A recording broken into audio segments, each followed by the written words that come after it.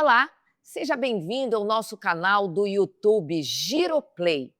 E para marcar esse novo momento, o Jornal Giro traz de volta um dos seus programas mais tradicionais, Giro nas Eleições 2026.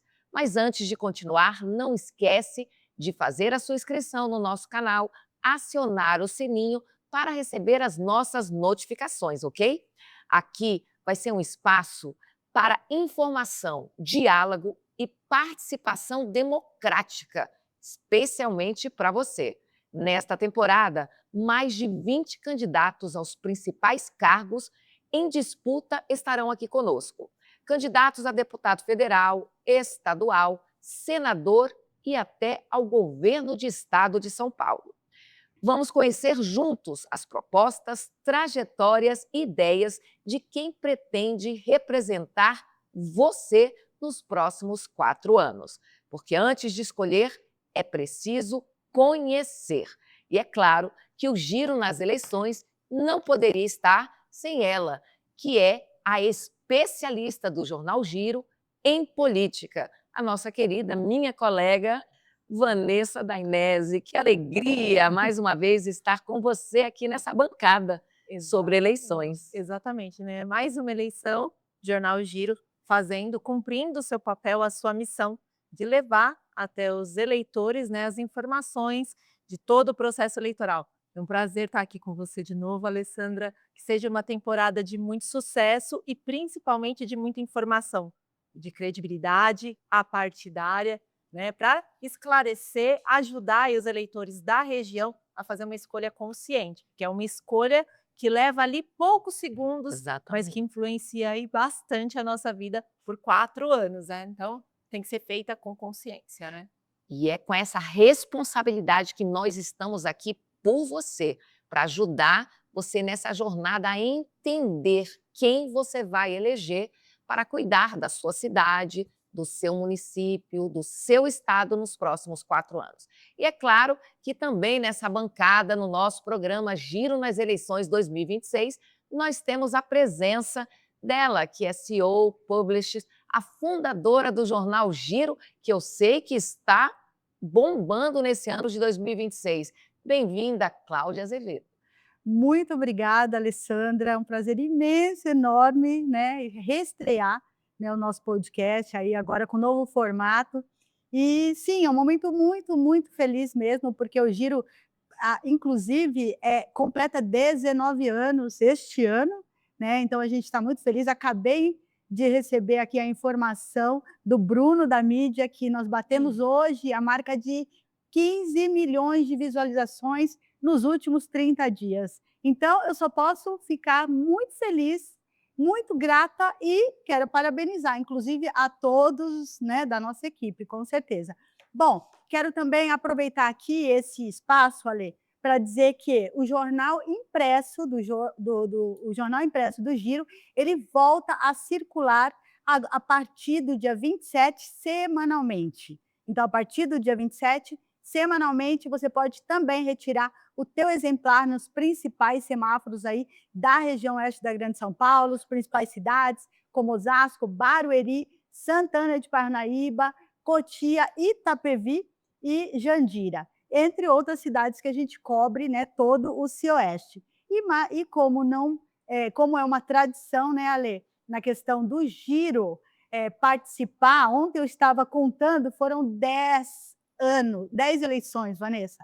10 eleições que nós cobrimos com muita seriedade, com muita isenção, apartidarismo. Então, eu estou muito grata, né, feliz de a gente abrir esse espaço para que os candidatos venham, fale das suas propostas, das suas ideias e que o eleitor possa então escolher quem é que vai ser aí, quem é que vai ter a sua a cadeira, né, merecida. É isso. Muito obrigada e vamos para a entrevista. Exatamente. Olha, o nosso primeiro convidado, vou falar um pouquinho sobre ele.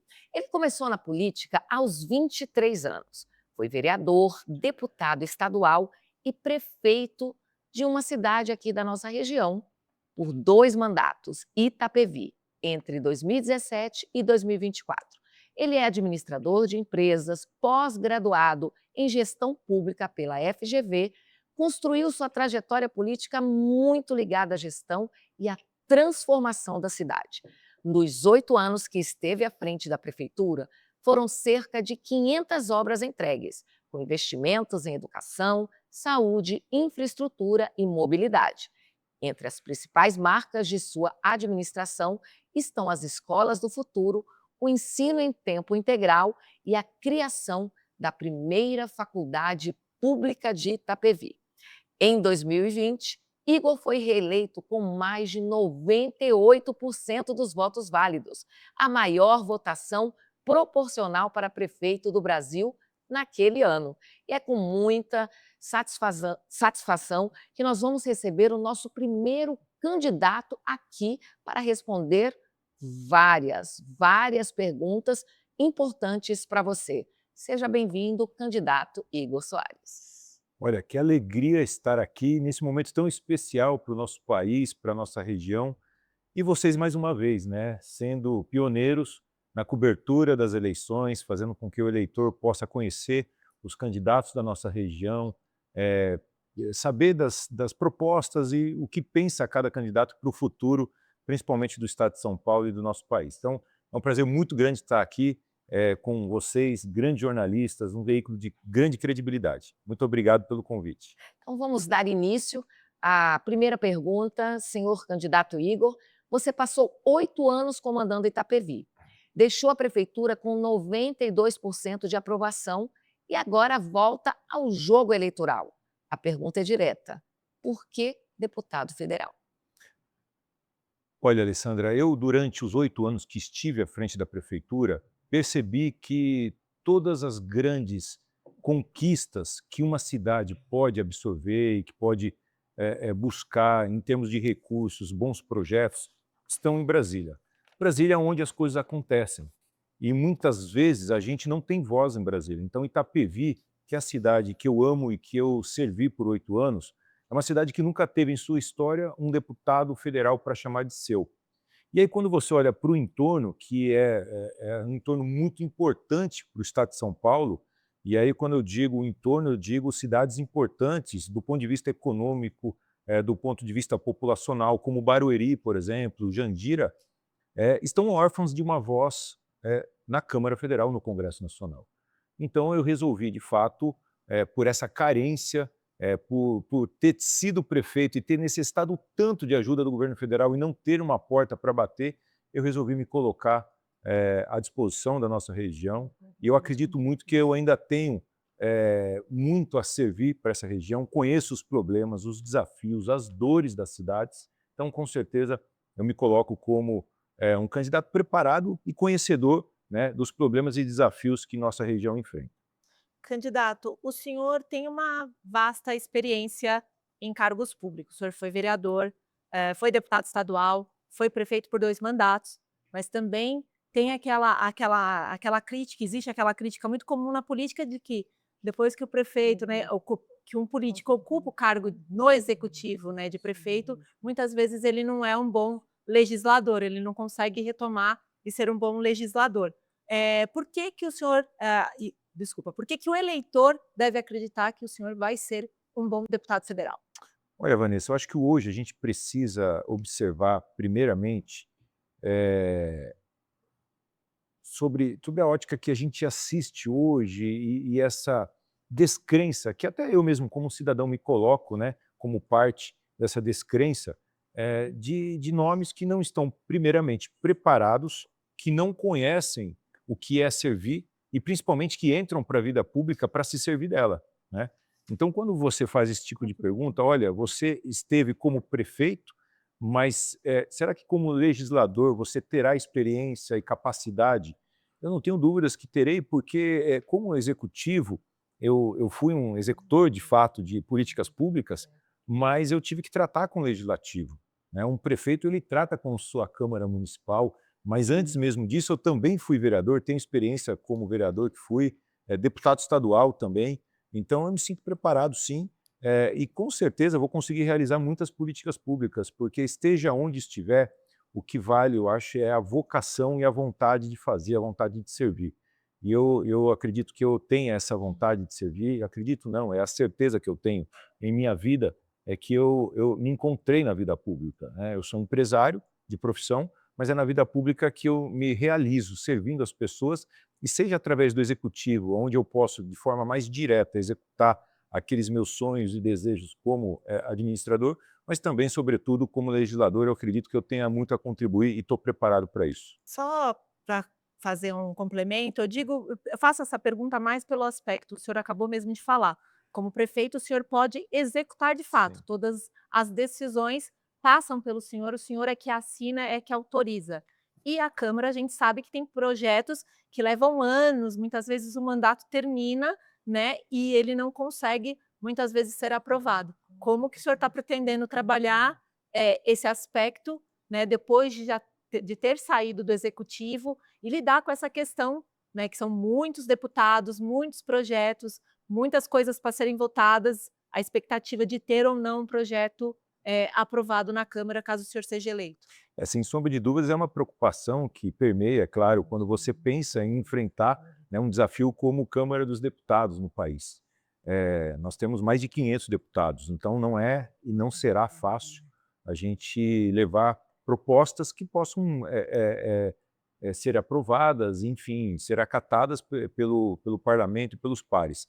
Mas eu acredito que o primeiro passo foi dado quando eu decidi ser candidato e fiz a troca de partido. Eu fui a um partido, me filiar a um partido que eu acredito, primeiramente, na sua ideologia, na sua proposta e na sua missão, né?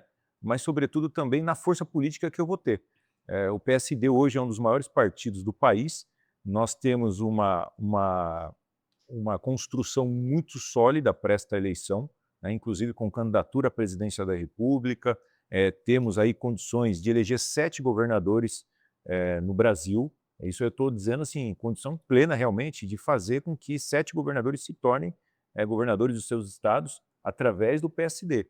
E a nossa ideia e o nosso trabalho tem sido em fortalecer a chapa de deputados federais. Então há um estudo, né, que a chapa do PSD só em São Paulo consiga eleger e passar de 10 deputados, mas no Brasil há uma expectativa que a gente consiga eleger 80 deputados. Sendo assim, nós teremos aí, com certeza, uma possibilidade muito mais real e possível de pensarmos em propostas que avancem, propostas que possam ser, de fato, acatadas, porque a gente sabe que a articulação política em Brasília é tudo. Então, eu estar num partido que me dê condições, né, e força política para que propostas possam avançar, sem sombra de dúvidas, foi o primeiro passo. Então, eu acho que essa preocupação, que foi muito bem colocada a pergunta, ela existe, porém ela diminui bastante com a minha migração para um partido de grande porte, onde eu vou ter, com certeza, uma voz muito mais forte para poder defender causas e defender bandeiras em Brasília. Bom, Igor, vamos falar de promessas. Você, caso seja eleito, qual é o compromisso concreto que você assume, né, tanto com a cidade de Itapevi quanto como a região oeste da Grande São Paulo? Estou falando de uma forma genérica, né, não estou falando, na verdade, de uma forma genérica, mas assim, qual é a entrega real que o eleitor pode te cobrar daqui 4 anos? Cláudia, a primeira proposta minha como candidato a deputado será lutar pela região. Eu acredito muito no municipalismo. O município é onde as coisas acontecem, as pessoas vivem no município, e se fala muito, né, de governo federal, governo estadual, mas Sim. pouco se fala dos municípios. E em cada ano que a gente passa, a gente vê o governo federal inventando algumas questões que acabam fazendo com que os municípios tenham que assumir mais serviços, e o município ele tem limitações financeiras e orçamentárias que ele não consegue, muitas vezes, atender essas decisões que são tomadas em Brasília e custear a máquina pública, que não é fácil. Sim. Então eu quero ser um deputado que defenda os municípios, que ajude os municípios, sobretudo na nossa região. O compromisso é de trazer as emendas para que as cidades possam ser beneficiadas tanto na área da saúde, na área da segurança pública e também na área da educação, que é a minha principal bandeira, Ia te né? perguntar E eu quero levar a exatamente Brasília, até porque eu fui conhecido como um prefeito que fez uma revolução isso. Sim. na educação. Quando fui prefeito em Itapevi, eu enfrentei um grande desafio, porque eu enfrentei um colapso realmente na educação da cidade. Quando lá cheguei, as escolas eram de madeira, o uniforme escolar não era distribuído de forma regular, a merenda de péssima qualidade, não havia valorização dos professores. Então, essa reestruturação que foi feita na educação de Itapevi, que surtiu resultados, né, ela de sobremaneira me coloca como um deputado que vai, com certeza, defender essa como principal bandeira. Então, o que o povo da região pode esperar? Que eu vou ser um deputado atuante na região, que vai destinar as emendas para a região, mas, sobretudo, que vai levantar a bandeira da educação, que é algo que a gente precisa discutir. Afinal de contas, a gente só vai melhorar esse país se a gente se debruçar realmente, né, em discutir os reais problemas da população, os reais problemas da sociedade, e isso perpassa por discutir educação, porque Sim, é através da educação que a gente transforma. Eu provei isso em Itapevi.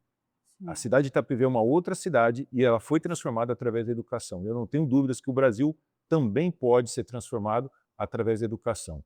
Eu sei que um deputado apenas discutindo isso é pouco, mas eu tenho vários outros amigos deputados de outros estados, eu tenho feito um estudo, né, já para até, quando, se Deus permitir, lá chegar, já poder saber quem eu vou procurar para me unir a esses deputados e que a gente possa discutir, por exemplo, o avanço do ensino de tempo integral, que é um Uhum, resultado que é benéfico para toda e qualquer cidade do país. Então, nós vamos discutir uhum. que o ensino de tempo integral ele seja ampliado e que o governo federal possa, de fato, ajudar os municípios a fazer com que esse ensino aconteça no dia a dia das cidades.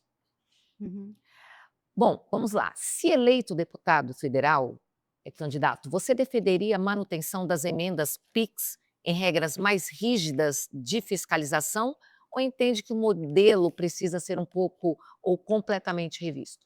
Olha, a questão, quando a gente fala de emenda PIX, existe uma mácula muito grande, né? Porque a emenda PIX é aquela que é paga, e essa que é a Uhum. grande verdade. O que eu defendo, e isso precisa acabar, a gente precisa enfrentar esse tema, e eu, como candidato agora, preciso ser muito transparente, a gente precisa que as emendas sejam 100% transparentes. Você sabe que quando eu fui prefeito, eu assumi a prefeitura de Itapevi com zero transparência. A nota na Controladoria Geral da União era zero. Eu entreguei após 8 anos uma nota de 8,9, ganhando até premiação em Brasília pela transparência que obtive durante a minha gestão como prefeito. Então, sem sombra de dúvidas, como parlamentar, eu vou implementar no meu gabinete, de uma forma unilateral, sem precisar ter uma lei federal, uma transparência ainda mais ampla para que o meu eleitor, mas, sobretudo, todo cidadão possa consultar os gastos do meu gabinete, que possa consultar os envios das emendas, para onde foram, e quais são os valores investidos em cada cidade, em cada área. Então, isso eu me comprometo já a fazer, mas eu quero ir muito além, eu quero discutir de forma mais ampla e que a gente possa mudar a legislação para que as emendas PIX elas continuem acontecendo. Não há problema que ela seja chamada de PIX e que ela seja paga, porque quando se paga uma emenda, é porque o parlamentar que está na tua região, está no seu estado, ele está defendendo uma causa que é a causa do povo, né? É uma rua que precisa de asfalto, é uma creche que precisa de reforma. Então, a gente não acreditar que a emenda PIX seja benéfica, né, é uma coisa muito, muito rasa. Então, eu acho que a Sim. emenda PIX ela existe, ela é benéfica, porém ela precisa ser transparente. E a defesa que eu faço é 100% de transparência em toda e qualquer emenda, seja impositiva, PIX, porque agora tem nomes para as Sim. emendas, né? É. As emendas ordinárias, a É. PIX e as impositivas. O que eu defendo é que todas elas sejam 100% transparentes. Candidato, nos últimos anos a gente tem visto tanto, a Câmara dos Deputados, Senado, o STF, sempre naquele conflito de embates de um poder interferindo, no outro, muitas vezes na atuação. Eu queria, que o senhor falasse um pouquinho como que o senhor vê essa interferência, se o senhor acredita que o Supremo tem interferido nas ações da Câmara e como que o senhor pretende lidar, caso seja eleito, com essas discussões, esses embates que tem entre os 3 poderes, né, os 2 poderes, aliás, né, o legislativo e o judiciário, né, qual que vai ser seu posicionamento, se o senhor acha que, de fato, o Supremo está interferindo aí um pouco, está judicializando, vamos dizer, as ações dos parlamentares. Sem sombra de dúvidas, é uma discussão que precisa ser enfrentada também por nós, cidadãos brasileiros. Não digo nem só quem tem mandato, porque eu acredito que a nossa Constituição defenda isso e que todos os poderes sejam harmônicos, porém independentes. Para o funcionamento da real democracia é preciso isso. E a gente vê, de fato, e isso é de uma forma até coberto por vocês da imprensa, muitas das vezes o Supremo interferindo, né, em questões aonde não ali a autonomia dele interferir. Então, acho que a gente precisa ter uma discussão que perpassa não só por uma discussão da Câmara Federal, mas também do Senado Federal.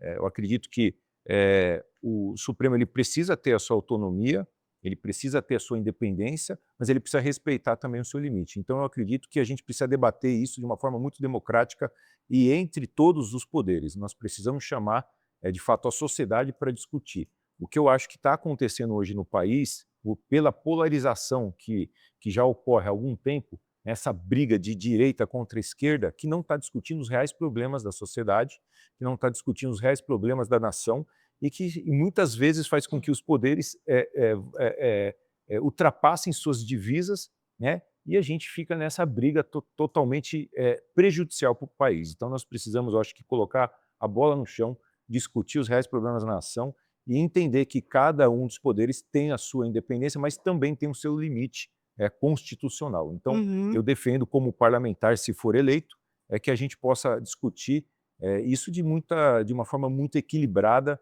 muito transparente e realmente colocando cada poder no seu lugar para que a gente possa ter o exercício da democracia acontecendo no país. E o senhor acredita que, de fato, um dia, talvez breve, não sei se breve mesmo, nós teremos poder executivo, legislativo e judiciário de volta atuando nas suas funções, sem tanta interferência, sem tanto conflito e, de fato, adotando as medidas necessárias?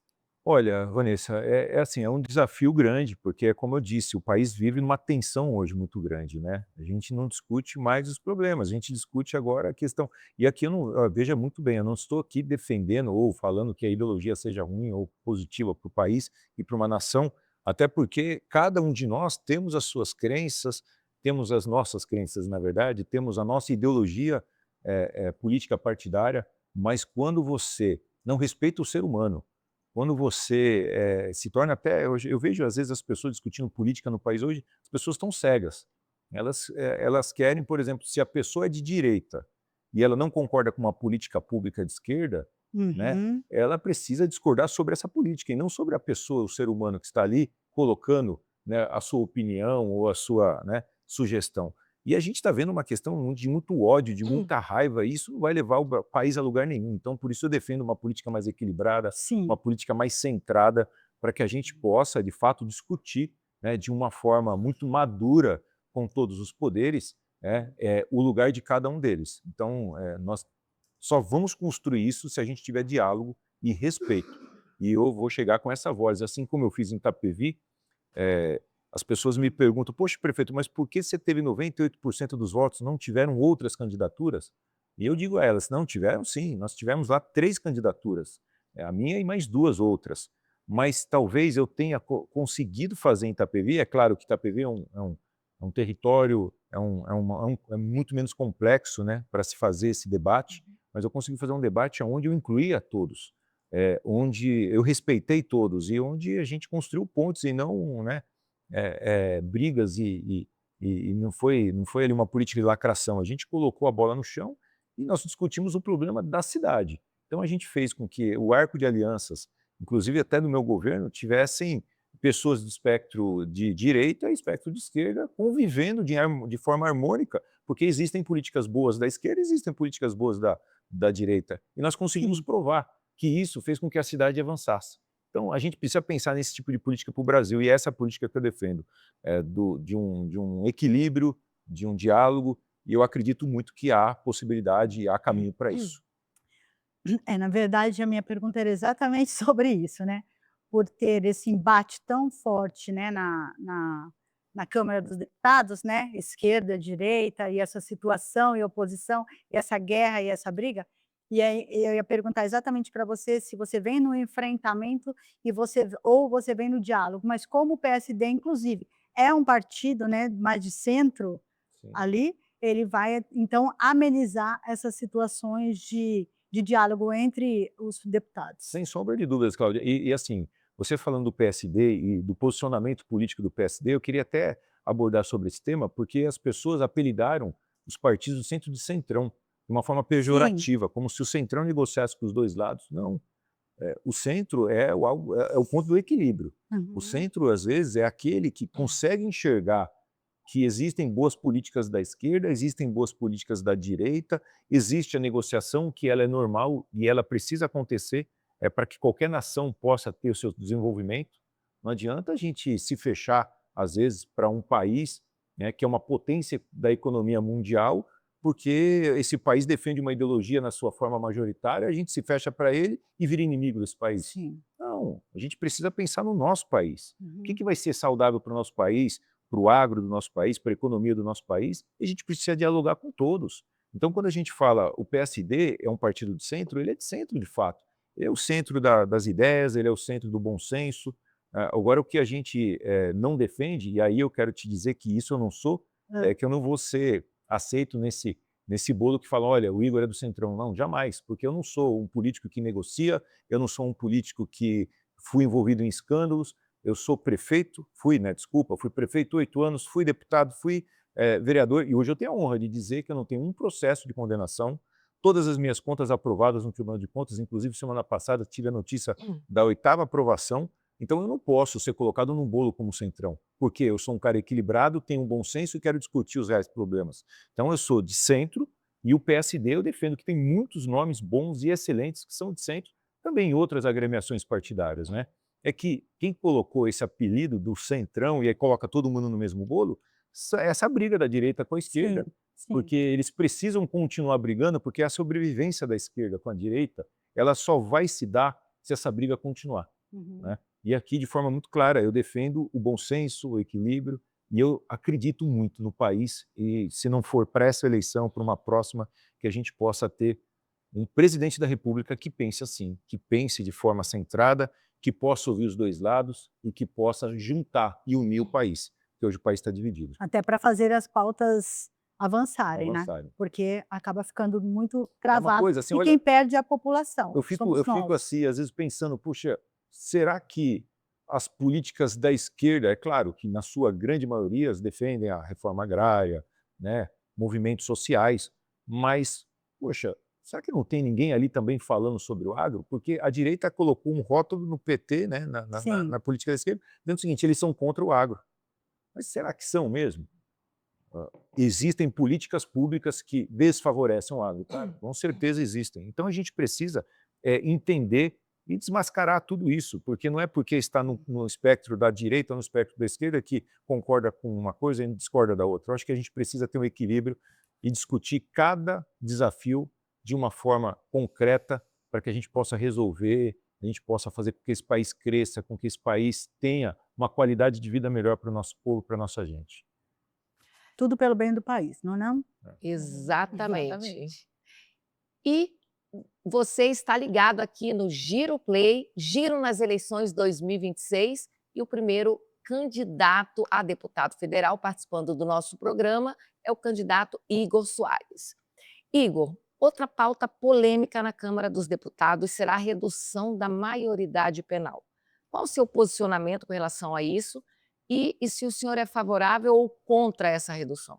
Olha, eu sou favorável à redução da maioridade penal, sem sombra de dúvidas, né? A gente tem hoje o adolescente já podendo votar, né? Já está sendo discutido o direito de dirigir, e a gente vê crimes bárbaros acontecendo. Então, é claro que é uma discussão, tá? É um ponto de vista, né, de uma colocação aqui muito bem feita de uma forma delicada, que a gente precisa discutir com especialistas, com, né, psicólogos, com psiquiatras, e chamar a ciência para poder, né, contribuir com a parte política para que a gente possa ter um consenso E aí que eu pego no ponto do quanto é importante o equilíbrio.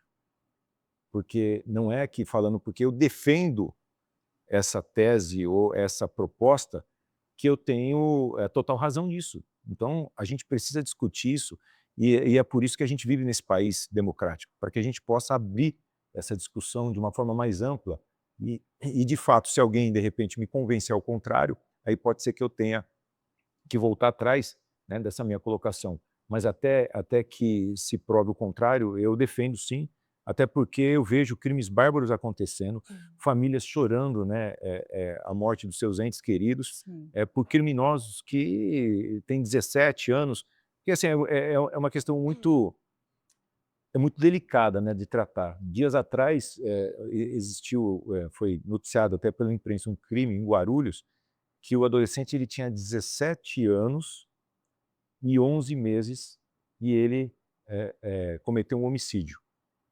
Então, o que muda de um adolescente que também cometeu um homicídio que tinha 18 anos e um mês? Um mês só. Né?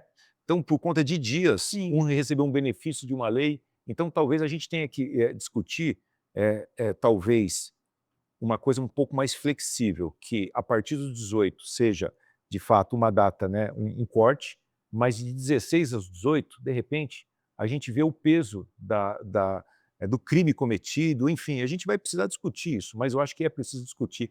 O país vive um momento muito delicado, de muita insegurança, e a gente vai precisar discutir muitos temas correlacionados à segurança pública e perpassa por discutir, sim, a questão da maioridade. E só completando aqui, Vanessa, Cláudia, candidato, o que a gente vê também em questão de criminalidade e que eu não sei se o senhor está estudando, vai prestar atenção nisso, também é a questão da criminalidade virtual. Porque, inclusive, outro dia, através de uma live, uma criança, uma pré-adolescente de 13 anos, acabou participando de uma brincadeira e acabou se suicidando. E é um crime virtual que os adolescentes, muitas vezes, ficam lá, os menores de idade, e às vezes não são pegos, porque está no âmbito virtual. Não é aquele lá que vai lá e mata, mas mata de outra maneira, né? É. E nós precisamos, sim, de fato, também, eu acho que há uma grande discussão, né, não só sobre a maioridade penal, mas, sobretudo, também do uso indevido da tecnologia para os crimes. Né? A gente precisa. E aí as pessoas começam. Aí que eu começo a voltar no tema de discutir o país, discutir os problemas na nação, não de fazer lacração, porque ao levar um tema desse, esse cara é de direita ou é de esquerda, esse cara é de esquerda, quer censurar, então não é isso. É. Nós precisamos discutir, os crimes estão acontecendo. Muito. Muitas vidas aí em risco. Nós temos adolescentes usando de forma indevida a rede social, então a gente precisa discutir. Não é que a gente vá censurar, mas regulamentar talvez precise. Né? Países de primeiro mundo, por exemplo, como a Alemanha, proibiram o uso de celular para adolescente. É uma medida radical? Você vai agora ser ditador? Não, mas a gente precisa discutir. Porque se é um país que é desenvolvido e que tem uma qualidade de vida boa, por que a gente não vai estudar as medidas lá adotadas para saber se daqui do Brasil, a gente vive numa realidade diferente, uma cultura diferente, mas de repente, será que a gente não consegue pegar pelo menos alguma parte do que eles fizeram lá para trazer e propor para cá? Então o que a gente precisa hoje é fazer estudos, né, de políticas públicas no mundo, as políticas que deram certo no mundo. Vocês sabem que essa política que eu implementei em Itapevi, de tempo integral, não é somente uma escola e um prédio. É uma política, foi estudada e elaborada por um instituto chamado ICE, que é um instituto que rodou o mundo para conhecer em países desenvolvidos o porquê que as crianças lá tinham um desenvolvimento melhor. E aí foi descoberto que o tempo integral era uma das causas, mas, sobretudo, a grade curricular, né, onde a criança era protagonista do ensino, onde existiam também disciplinas, além da grade curricular obrigatória, que fossem ali acessórias, né, e que pudessem fazer com que a criança se desenvolvesse mais. Esse modelo foi trazido para o Brasil, aplicado no estado de Pernambuco e no estado do Ceará, e por esse motivo, os estados que têm o maior índice de DEB são eles. E eu não criei a roda, eu fui somente atrás desse dado e me informar o porquê que está acontecendo isso lá, E será que a gente não pode fazer aqui? E aí fiz aqui em Itapevi. E você sabe o que aconteceu? Todas as escolas do futuro, onde a gente implementou esse modelo novo, todas elas alcançaram o índice do DEB, que não alcançavam em outra hora, e superaram o índice do DEB. Né? Todas elas evoluíram e alcançaram a meta do DEB. Então, assim, é uma política pública assertiva. Então, o que a gente precisa para o Brasil dar certo é entender que a gente precisa buscar bons exemplos, a gente precisa se amparar em modelos que já deram certo, e a gente precisa, é claro, discutir, porque a realidade do país é outra, não tenho dúvidas disso. Não dá para pegar uma política pública da Suíça e implementar aqui no Brasil, porque são países diferentes, economicamente, socialmente falando, mas a gente precisa ver o que a gente pode aproveitar de lá e fazer o uso para cá, para implementar uma política, uma discussão que seja. E aí, quando a gente fala da questão da internet, né, desse mau uso da internet, a gente precisa olhar para países que já tomaram atitudes, que já fizeram, né, algumas medidas, e qual o resultado que eles estão colhendo. Então, eu acho que, e aí eu quero aí voltar para a primeira pergunta que a Vanessa me fez, né? Eu acho que o parlamentar ele vai conseguir fazer coisas que talvez o executivo não consiga fazer, que é participar, de repente, de uma frente parlamentar e viajar uma missão oficial a esse país, entender o que está sendo feito lá para trazer essa proposta para cá. Né? Então, eu quero servir o Brasil dessa forma, não ficar discutindo, né, brigando na Câmara Federal, mas podendo trazer boas propostas para a gente poder discutir. Eu não estou aqui querendo dizer, olha, só porque eu sou a favor de forma individual como cidadão, como indivíduo de uma parte, né, da sociedade, tenho razão. Não, mas que eu possa trazer e provocar essa discussão e quem sabe a gente possa avançar em discussões que se tornem leis e que se tornem melhoria na qualidade de vida para as pessoas.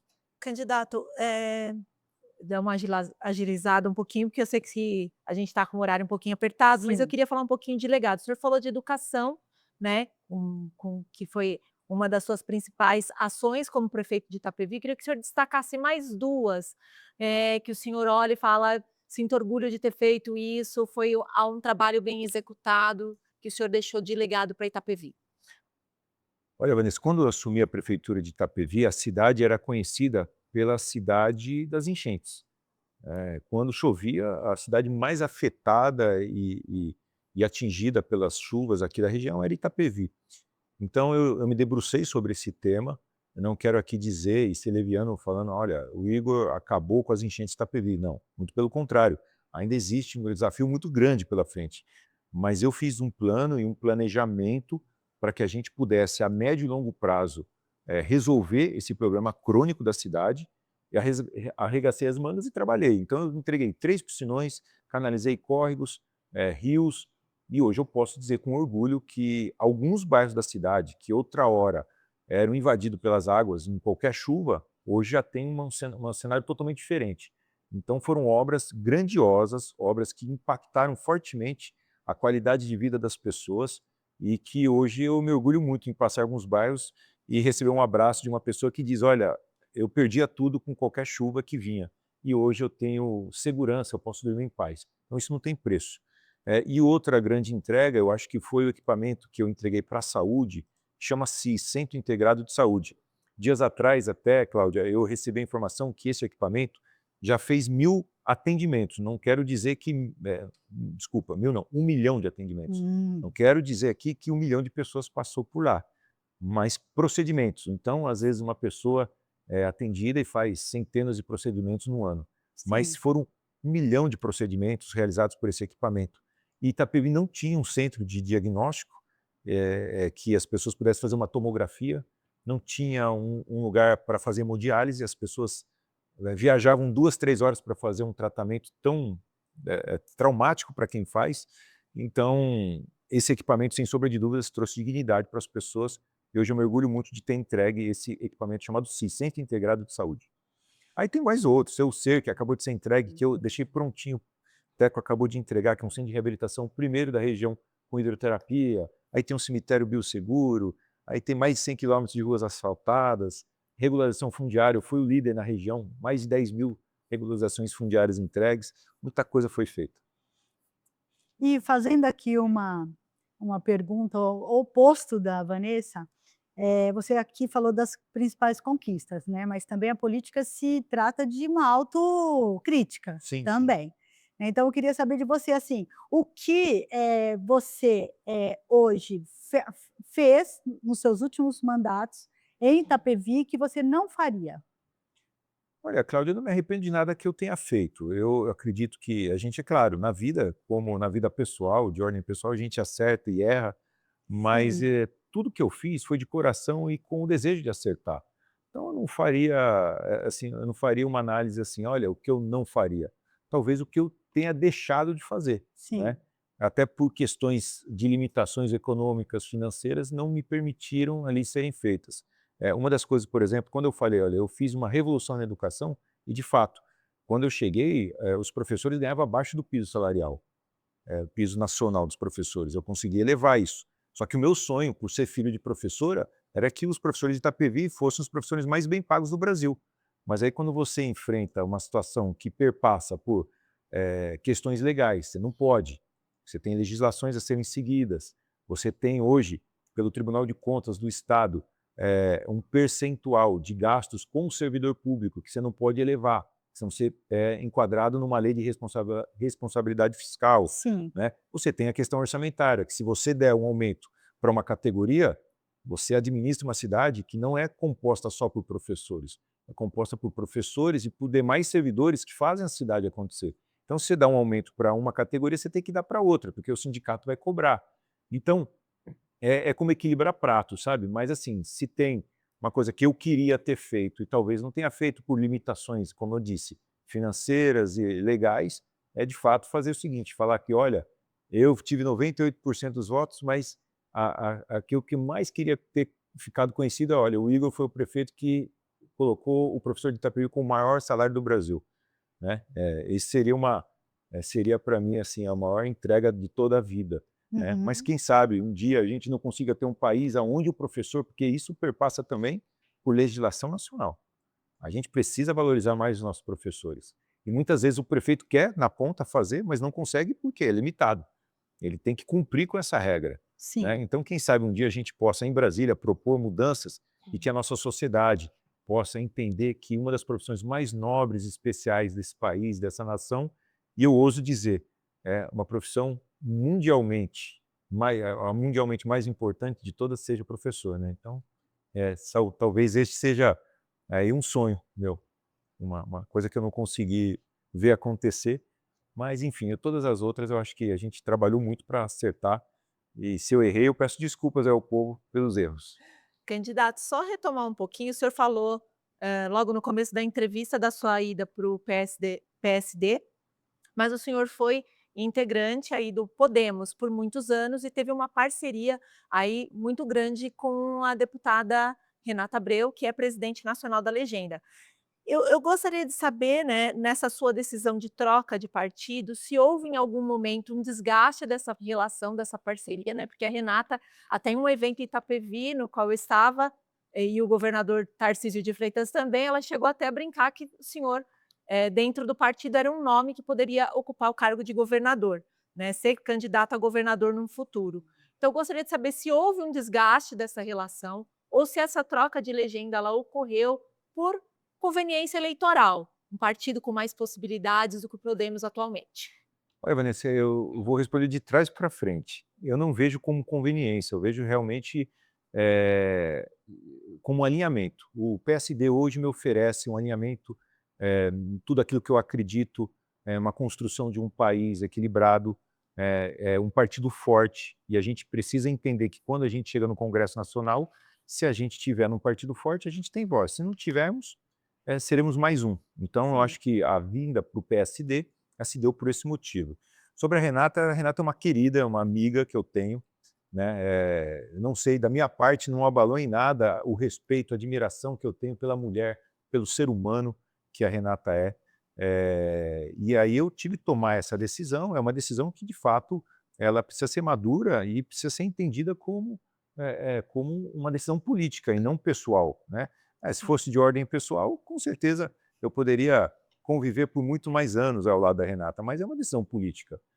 E eu tenho um respeito, tanto é que eu acredito tanto na Renata, que foi a minha candidata a deputada nas eleições passadas, e eu tive a honra de ter dado a ela a maior votação proporcional fora a cidade dela. Então ela teve, eu acho que uma percentual em São Paulo Não, me desculpe, eu vou usar aqui, eu não sei se a informação está correta, mas depois eu até eu vou mandar para vocês, mas talvez eu acho que percentualmente foi a cidade que ela mais foi bem votada. Ela teve 30 mil votos no Itapevi, né, por gratidão a tudo que ela fez também pela cidade. Ela foi uma deputada que contribuiu muito para a cidade e ela também fez, de certa forma, né, que eu tivesse essa vontade de representar Itapevi, porque eu consegui enxergar através do mandato dela que se eu fosse eleito deputado federal, eu conseguiria ajudar muito a minha cidade. Então, vem também muito desse desejo que ela me acendeu, dessa chama que ela me acendeu, e sobre ela defender o meu nome para o governo do estado, eu digo, a Renata, ela é presidente de um partido, então ela quer todo mundo no partido dela, né? Sim. Esse discurso eu já vi ela fazer para o Rogério Lins, que o Rogério Lins é o futuro governador, eu já vi ela fazer para o Elvis César, num convite que ela fez para o César, então acho que faz parte de presidente de partido, e eu acho que hoje o Kassab deve falar a mesma coisa. Olha, o Igor é um futuro governador, mas eu acho que é um gesto de carinho, mas eu tenho um carinho muito grande pela Renata, e eu acho ela uma mulher fantástica. Então, podemos dizer que, caso o senhor eleito e ela também reeleita, essa parceria ela continua Não, de dentro. certa forma, continua, porque nós vamos representar o mesmo Estado, né? Então nós teremos que estar, com certeza, imbuídos ali na mesma missão de defender o Estado de São Paulo. Mas agora eu, em um outro momento, né, no PSD, e eu sou muito leal ao grupo político que eu escolho defender, então hoje eu estou no PSD e vou defender, né, a bandeira do PSD, mas com muito respeito, com muita amizade e diálogo com a Renata, que com certeza, quem sabe o PSD e o Podemos possam fazer projetos juntos, se ela acha mesmo, de fato, que eu possa ser um nome aí para Faz configurar sentido. grandes cargos no futuro, quem sabe ela não possa apoiar com o Podemos esse projeto, mas hoje eu estou no PSD e eu tenho uma gratidão muito grande pela minha amizade com ela. Igor, vamos falar agora sobre Itapevi, tá? Camila Godoy e Thiago Silva. Que fizeram parte, né, do seu grupo político. Eles também estão disputando, né, uma vaga aí como deputado estadual. Você apoia a Bruna Furlan. Afinal, quem hoje representa o projeto político de Igor Soares em Itapevi? Bruna Furlan, incondicionalmente é o meu apoio, a minha parceira de caminhada. Eu acho que assim, Cláudia, em uma jornada a longo prazo, como eu já estou, né, eu já estou ficando velho na política, eu já fui vereador, deputado, a gente vai começando a enxergar quem de fato são as pessoas que estão do nosso lado, né? E aqui eu não quero fazer juízo de valor ou apontar o dedo para ninguém, mas a gente às vezes vê que algumas pessoas se aproximam da gente por um momento eleitoral, por um benefício eleitoral, né? Para surfar uma onda, como assim popularmente as pessoas dizem.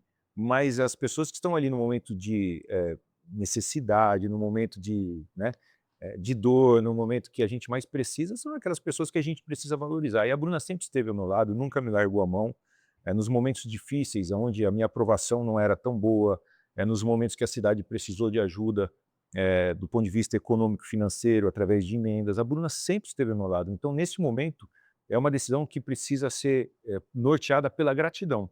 E eu tenho muita gratidão pela Bruna, pelo apoio que o Furlan sempre me deu, né? E agora ter a honra de ter, você veja, quando a gente planta o bem, a gente colhe o bem. Hoje ter a honra de ter o Furlan, um dos maiores quadros da política nacional, me apoiando, dizendo, olha, esse é meu candidato a deputado federal. Então, sem sombra de dúvidas, a minha candidata é a candidata que eu vou com muita humildade pedir ao povo da minha cidade um voto de confiança, será na Bruna, por uma questão lógica, que é, primeiro, princípios e valores que eu tenho, que é de ser grato àqueles que nos ajudam. E segundo, né, ela não foi grata, não é uma gratidão só minha, eu acho que uma gratidão que a gente teria que estar junto, nós povo de Itapevi, junto dela nesse momento, que ela precisa da gente para ser reeleita, reconduzida, porque ela foi a deputada que mais trouxe emenda, mais ajudou a cidade, na hora que eu precisei lutar pela ETEC, pela FATEC, pelas escolas do futuro, tudo ela participou e esteve junto. Então, nada melhor que estar com ela agora, mas respeito todos os candidatos, desejo boa sorte a eles, mas a minha candidata, o meu voto é Bruna Furlan.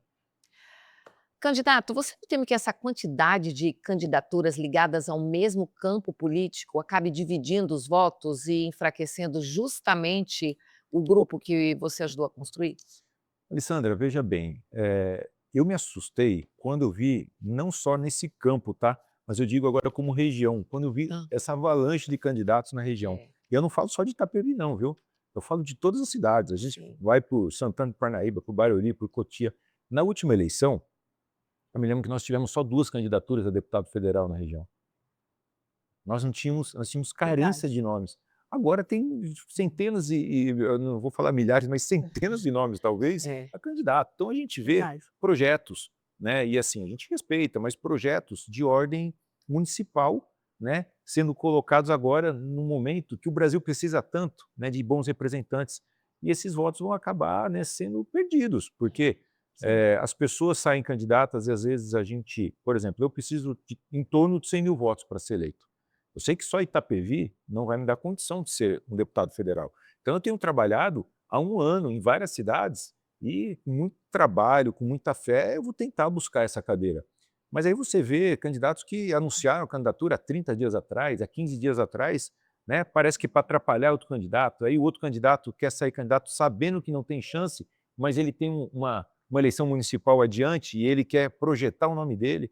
E isso é ruim, porque o eleitor ele acaba, de certa forma, por uma questão de relação, de proximidade, né, Sim. de estar ali próximo, acaba depositando um voto nessa pessoa que depois tira a oportunidade e a chance de um cara que tem condição de ser eleito e representar a região.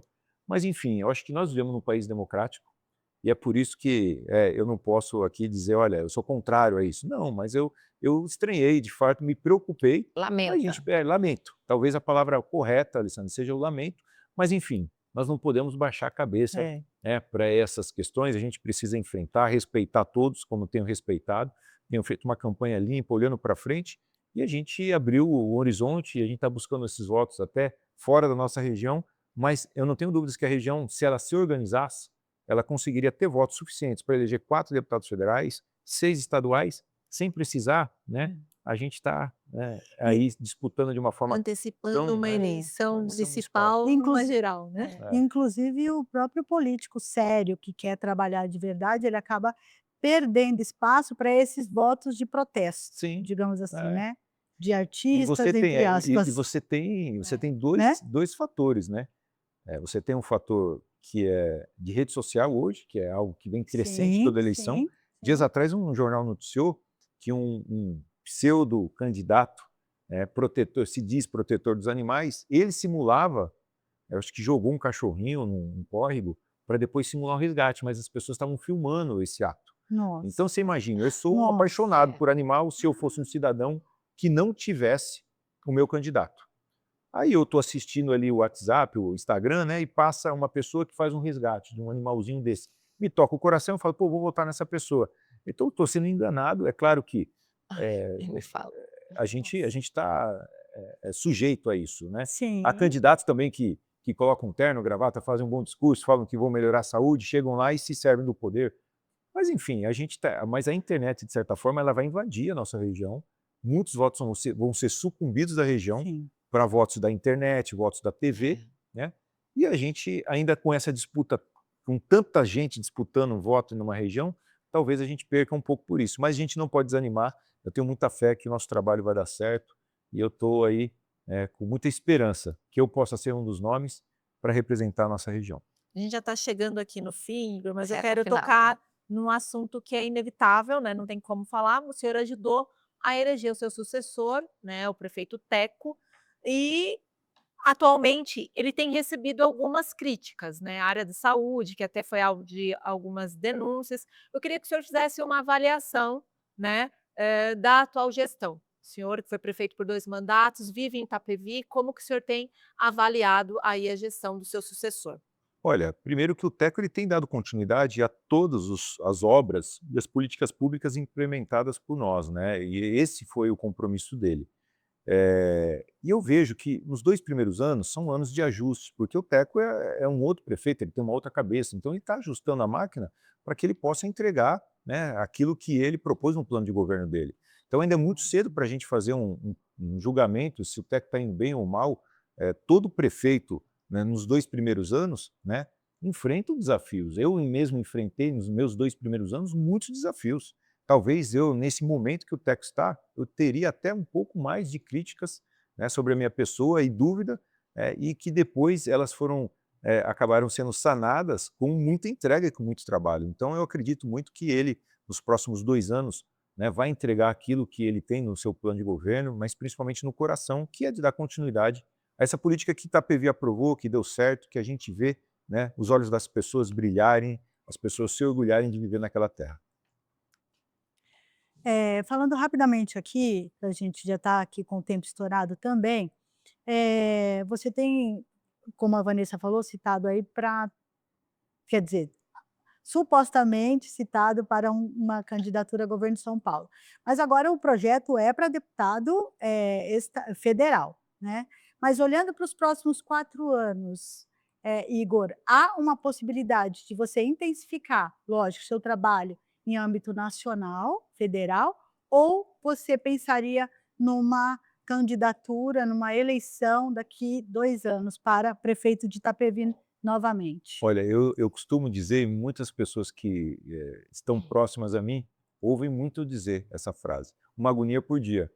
A gente tem uma agonia agora para ser enfrentada, que é a eleição agora de 26, mas a minha vontade, meu sonho, Cláudia, porque assim, eu acho que sonhar pequeno e sonhar grande, ele tem o mesmo, Dá gasta o muito mesmo trabalho. tempo, dá o mesmo Da mesma trabalho, energia. da mesma energia. Então eu penso grande, eu penso que a região ela precisa ter um protagonismo maior. Eu penso em chegar em Brasília bem votado, ocupar espaços importantes para que a gente possa pensar que a região oeste possa ter no futuro um quadro político no Congresso Nacional, com protagonismo, e a gente deixa nas mãos de Deus, é claro, mas a gente vai fazer a nossa parte, trabalhando, entregando aquilo que a gente mais sabe fazer e quer servir. Então, pode ter certeza que o meu sonho e meu desejo é esse, é olhar para frente e poder crescer na política. Agora vamos para a última pergunta desse bate-papo do Giro Eleições 2026. Você que está acompanhando, não esqueça de acionar o sininho para novos programas, ficar sabendo de tudo que acontece aqui no Giro Eleições 2026 em toda a região metropolitana de São Paulo. Candidato, você já teve uma votação histórica, a gente já falou aqui, governou Itapevi por 8 anos e deixou a prefeitura com 92% de aprovação. Agora está pedindo um novo voto, um voto de credibilidade para uma nova etapa da sua vida. O que mudou do Igor Soares de antes de agora? Como está o Igor Soares agora? E por que o eleitor deveria votar em você? Olha, eu me sinto muito mais preparado, até pela questão da maturidade que a gente vai adquirindo, né, com o passar dos anos.